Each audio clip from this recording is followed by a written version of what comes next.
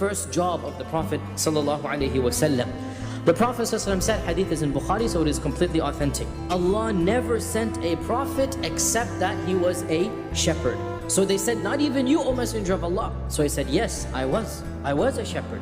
And I used to tend to the flock of the people of Mecca in return for some qararid, some pennies. What are some of the wisdoms? Why would Allah Azza wa Jal do this? If Allah had willed, our Prophet ﷺ would have been born in the lap of luxury. Sheep are very similar to men, in that they need to be taken care of or else they're gonna go astray. And every single animal has a personality. And the shepherd understands this personality, that you need to treat every animal according to that animal's personality. Some sheep are stubborn, some are soft and gentle, right? Some, they know where they're going, others they follow the pack. Some are the leaders, some are not. So the shepherd gets to understand each and every sheep in the flock, and he deals with every animal according to its personality. And this is what a leader needs to do, and this is what a prophet of Allah needs to do, that they need to deal with every person according to their mizaj, according to their personality.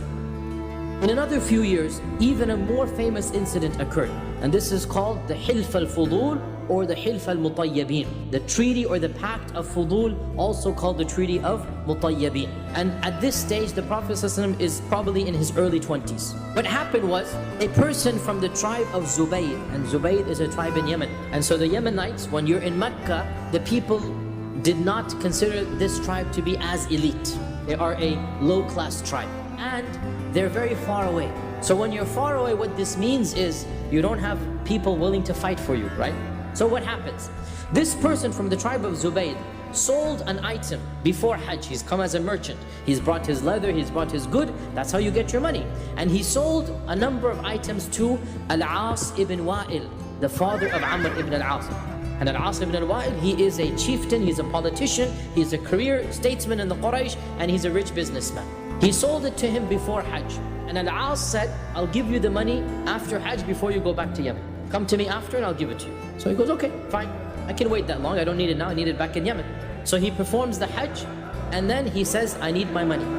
Al-As says, come back tomorrow. So he comes back tomorrow. Al-As says, come back tomorrow again. Comes back tomorrow. And then he continues doing this until he realizes that he's not going to get his money back. And so this person goes to the other sub-tribes, and everyone makes an excuse. Why? Because Al-As ibn Wa'il is a politician. He is rich. He is a leader. And therefore, feeling completely trapped and not having any other outlet, he decided to make this a public issue. What did they do in those days? They would write poems. And so one day, when everybody is in front of the Kaaba, which is basically everybody would gather around Asr time, all the people of Mecca would now come and they would say this is a social place as well. He now comes and he says out loud his poem that he has compiled. So he says, Ya ala Fihrin, O tribe of Fihr, O Quraysh, لِمَظْلُومٍ بِطَاعَتَهُ, I am a one who has been unjustly treated because of my merchandise. بِبَطْنِ مَكَّةَ, I am in the valley of Makkah. نَاءِ الدَّارِ وَالنَّفَرِ, far away from my home and far away from people to protect me. وَمُحْرِمٌ, I'm still in my ihram. أَشْعَث, my hair is not been combed because he's in ihram. لَمْ يَقْضِ عُمْرَتَهُ, I haven't even finished my umrah. يَا لِلرِّجَالِ, where are my men to help me? وَبَيْنَ الْحِجْرِ وَالْحَجَرِ, between the hijr, the maqam Ibrahim, and the hajar, the stone, you are doing this to me.